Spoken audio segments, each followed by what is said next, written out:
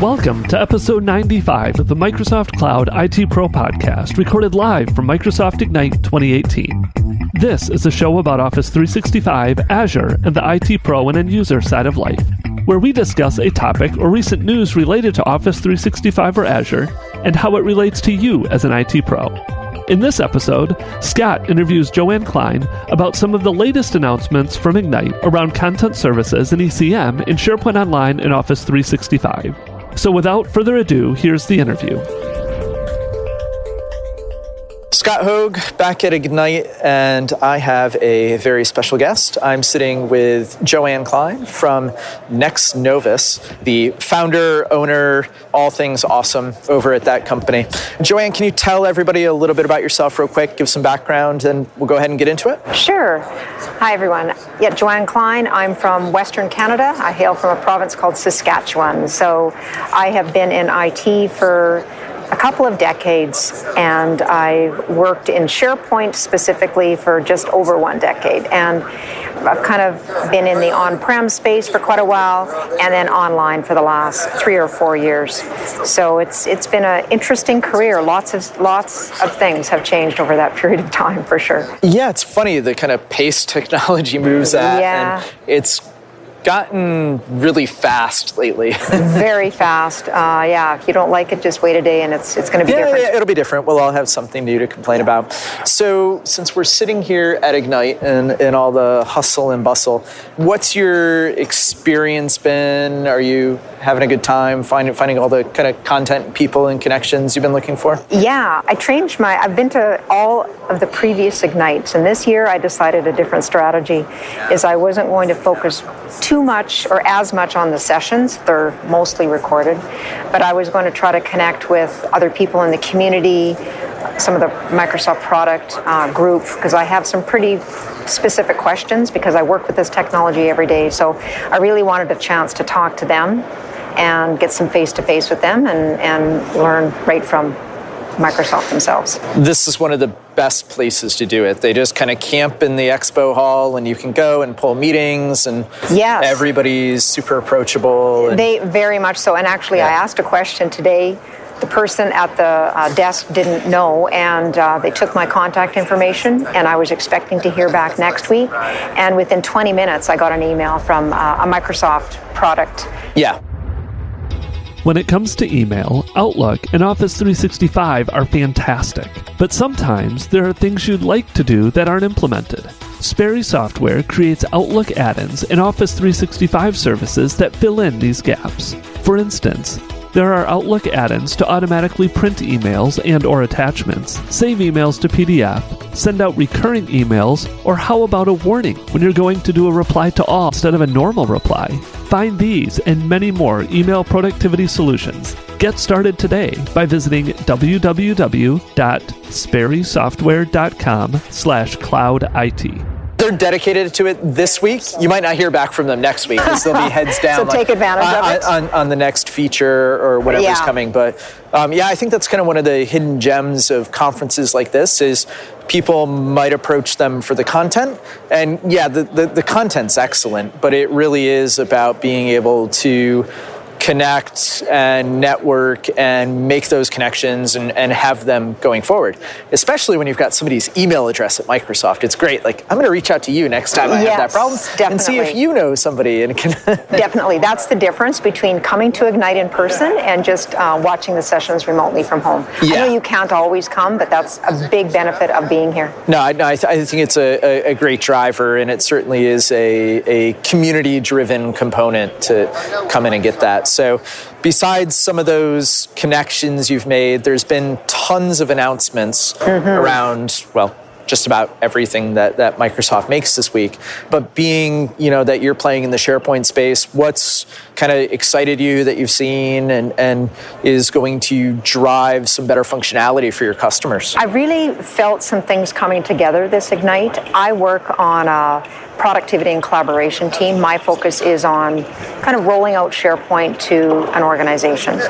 And content services is kind of my thing, my specialty, that being kind of the next wave after traditional enterprise content management. And what that means in layman's terms, basically, is we really want to start protecting data right from the minute it's created all the way through to when it's disposed. And I can see features being lit up across Office 365 that are addressing just that. So things on the IT Pro side you can configure that were announced this week are SharePoint site classification is one. So up to this point in time, you could apply a classification to a SharePoint site, private, confidential, etc. But it really didn't mean anything. It didn't drive any functionality. It was more metadata that was associated with the site. Yes. A way to go back and query and say, what sites have I classified as private or groups or whatever they happen to be. Right. Yeah. But it's kind of a stepping stone. It's a building block there, and now they're going to apply some Microsoft information protection with that as well, and conditional access policies. So you can see that it's starting to, start to protect content right from the minute, it's placed into a site, let's say, that's marked top secret. So now we have a little bit more kind of full life cycle in there. Yeah. So rather than targeting maybe a specific document with something like RMS, we'll sit at a higher level and that's right. actually above all the lists and libraries that exist inside of a site, and then have not just document kind of life cycle, but really life cycle around everything that's going on in there, from, like you said, content creation to let's follow that nice curve, sit at the top, we go through collaboration, and we've eventually got to hit the tail end and target, hopefully, some type of disposition to clear it out at the end of the day. That's right. And I think a key thing is, this all sounds good, but the more you can do kind of without an end user being encumbered in any way when they're doing collaboration, it's a good thing. So, if it's kind of a global thing at that site, that, certain protection is applied, or, you're not allowed to share externally, or whatever the thing is, without the end user having to kind of configure that, I think it's a good thing. Another one is self-service file restore. I know we're pushing it to site administrators in this case. I think you have to be a site administrator to do this. So this was announced in OneDrive. They've now pushed this over to SharePoint. So it's an end user being able to, well, a site owner in this case, being able to kind of self-serve their own kind of corpus of data that they have. So if they messed up, and they need to go back 10 days ago and restore their library, then they can. So I think it's part of that big content services, data protection scenario that I talk about that means just better control at the end of the day. Yeah, it plays in a couple different ways. It does. So it's one of those, OneDrive is SharePoint, so it makes sense to drive the feature and functionality. It's kind of how it manifests for either a user or an admin. So they can go back same as they can in OneDrive and do either whole document library recovery or individual file restore in both SharePoint sites and Teams, because document storage is just SharePoint in that case as well, back to that 30-day delta. So as more and more kind of storage improvements have been driven out, we've had multiple versions turned on, and all the other good things, there's not so much of an impact from a kind of programmatic perspective on the back end. Storage is cheap, it's commodity, it's just getting lit up constantly. Right. Customers might not like it because all of a sudden I have 600 versions of things, and maybe I have a policy that says I shouldn't do that. But it is kind of nice feature and functionality, and especially with some of the improvements that have come to things like file synchronization with OneDrive. You mentioned like the disaster recovery thing. A lot of that feature for OneDrive for business sites was born out of things like malware recovery and ransomware. Yes. So if, my whole OneDrive was encrypted, who cares? We'll just click a button and we'll step back in time. And if users are going to start consuming some of these improvements, right, we're going to be doing metadata sync, and more stuff is going to be synchronizing. Yes. Makes sense to have more holistic protection for everything that's coming down to a box, so now one user can't ruin it for everybody. Yeah. Another huge area that I saw is on the retention side, and I think they call it metadata-driven labels, which I think can be driven off of, content types or metadata. And that was a missing gap from the traditional way of applying retention to current day. So traditional being the information management policies. So, everyone has different types of content in their SharePoint environment, so contracts and budgets and et cetera. But there was no way to okay, let's put a contract retention label on that thing and then have certain protection and retention on that. So that is coming, I believe, in Q4 2018. So that's... Yeah, a lot of these are coming out a little bit later in the year. Yeah. It was kind of hit or miss whether they were targeted release in November or coming out in kind of H1, H2. Yeah. So you do have to watch a little bit and potentially make sure your tenancy's configured or you're ready to consume it kind of when it does come online if it's a feature that interests you. Yeah. I think it's a good thing because if you can auto-apply that, there again, it alleviates the end user from having to do that for you. So, it kind of speaks to trying to get all of this stuff set up with as little encumbrance on the end user as possible. Mover is a cloud migration company that specializes in moving your company's files from file servers or cloud storage like Box, Dropbox, and Google into Office 365.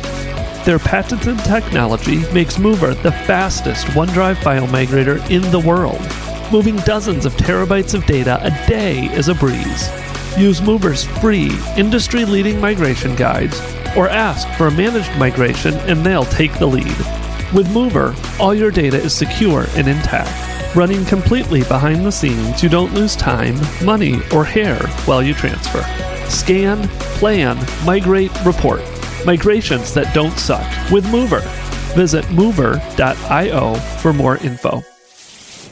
You might not label all the things, but the really important things are going to come down. That's kind right. of that core set of data that you've chosen to apply it to. Absolutely.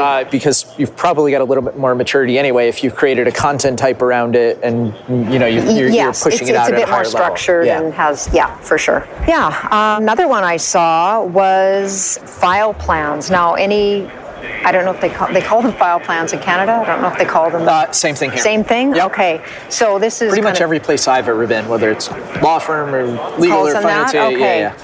I heard they call them something different in Australia because I was talking to an Aussie yesterday. I lived in Australia for a couple of years, but I can't remember ever working on anything retention-based when I was there. Okay. It's probably something fancy, like afternoon is Arvo. And, you don't go to a bowling alley, you go to a bolo. Everything's shortened. Okay. I can't remember what they called it, but apparently you can import an Excel file that contains your file plan and then kind of manage your retention rules off that. I don't know what that looks like, but I think Microsoft is really trying to appease some of the information management teams out there because I think we're dragging them along from kind of the old traditional enterprise content management world where things were very controlled and you could maybe contain it in a nice neat box and now those days are gone. They're at least if you're in SharePoint land or Office 365 land and kind of consuming this new world of a consumer facing service where it's both consumer and enterprise at the same time. So Microsoft's always, or they seem to be walking that tightrope and trying to find that balance. I think so, yeah. Hey, I need somebody that's got 10 people and I need somebody that's got, 100,000. Right, They all need these features. So everybody might not consume file plans, but if you do, it's certainly a more kind of structured way to put them together. It is, yeah. So those were kind of the big ones for me. There's, I know document sets I still use document sets even in SharePoint Online today. They're a great content type, basically, and they are finally modernizing them. It was one of the laggards where they haven't yet done that, so I think end users are going to be pleased with that. Another thing is label analytics. I'm going to go back to labeling. So on the IT Pro side, you're going to be able to see kind of more granular analytics on what labels have been applied across your organization, what sites, who's labeling them, who's changed a label, all that kind of stuff. So, you're going to have to have somebody monitoring this, a compliance manager, some role in your organization that does this. It should be part of the job. I think one of the confusing things about labels is you're kind of guided in the documentation to say, let's create a label and then let's create a policy right behind it and just go ahead and implement it. So now you have a little bit of a path. Like there were ways to discover the labels in the past, but now it's all laid out, unified.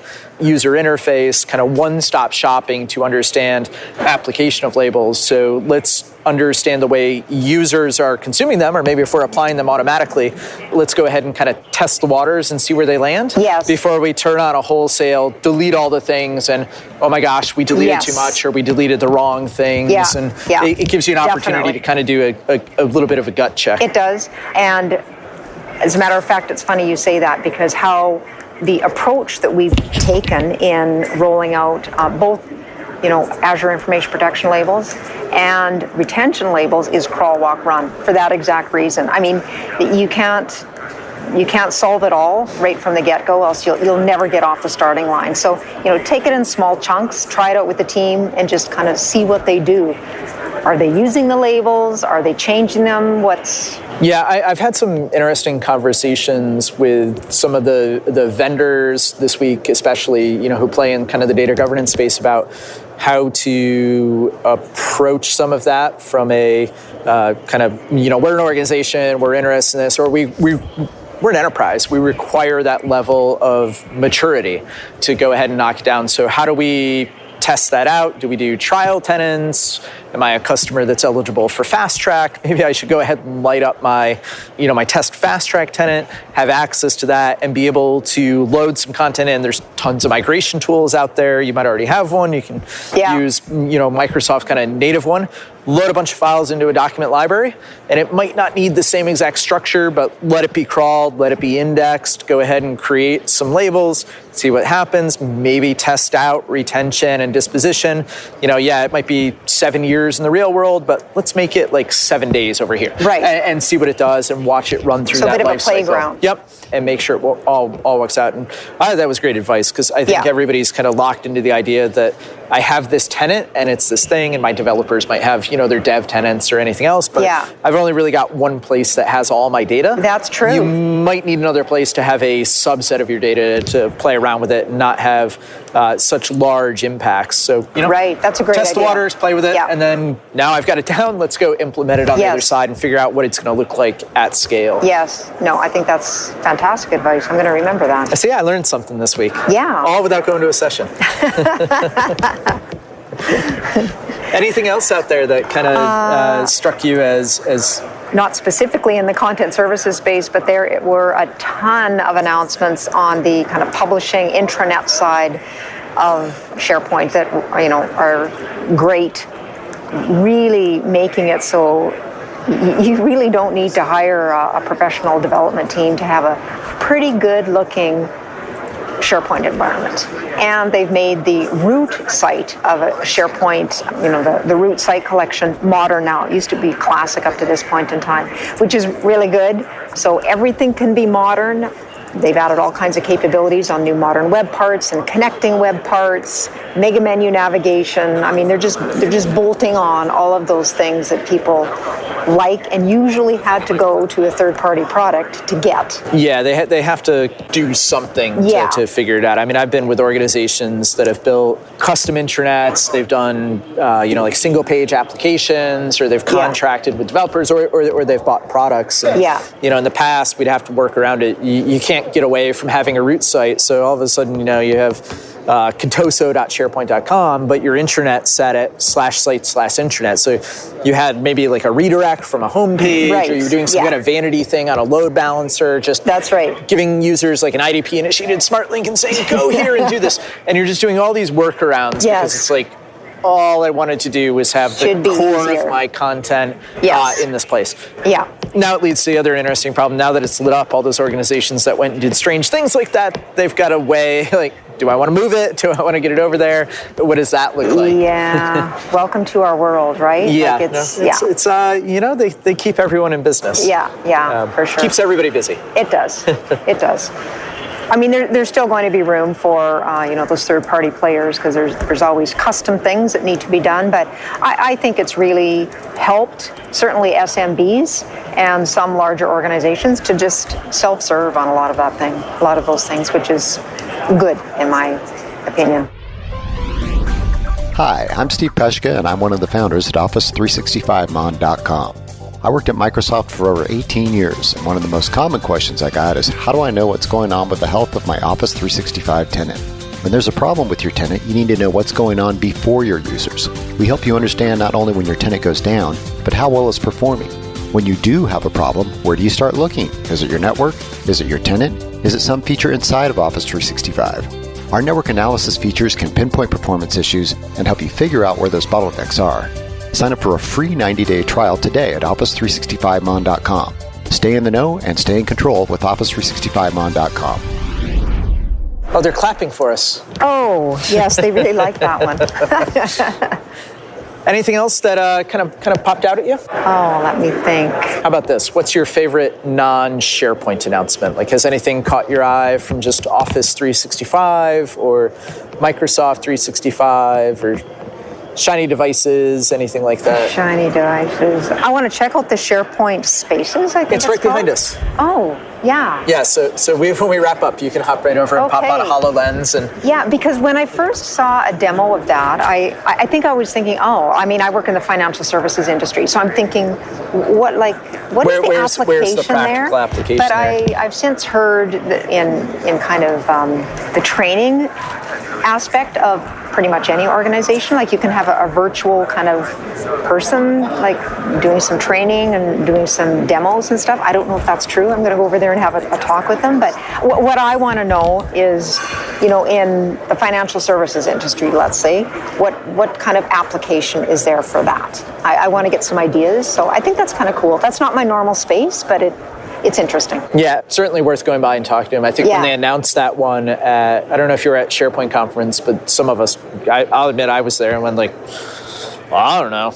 I'm like, sure. Yeah. And I had kind of the same reaction. And I had to go and talk to a couple of people and see and think like, where might you use this within your organization? So there's a couple manufacturing folks and even some who, just do like, generic kind of enterprise. And it's like, we might be able to use it for like HR. So onboarding, you get a new employee. How do you get them not ingrained, but introduced to corporate culture? So maybe you actually have a space that represents your headquarters. If you work in Canada and your company is headquartered in Europe, then you might not have the chance to go over there on day one. Okay. So kind of walk the hallways and see the pictures on the walls and things like that. So kind of just giving immersive experiences wherever they have to be. Yeah. But if you've never played around with HoloLens or a SharePoint Space, you should definitely do it. Yeah, no, it's kind of a fun thing to do. I think I'll try that. Very cool. So where can people find you if they want to interact? I know you blog a whole bunch. Yeah. You're on Twitter. Yeah, my Twitter handle is Joanne C. Klein, and I blog a lot about the things I talked about today, joannecklein.com. So reach out to me there. I have a contact form. If you have a specific question or you just want to follow up on something, please don't hesitate to do so. Awesome. Thanks so much for the time today. Thanks for having me. If you enjoyed the podcast, go leave us a 5-star rating in iTunes. It helps to get the word out so more IT pros can learn about Office 365 and Azure. If you have any questions you want us to address on the show or feedback about the show, feel free to reach out via our website, Twitter, or Facebook. Thanks again for listening and have a great day.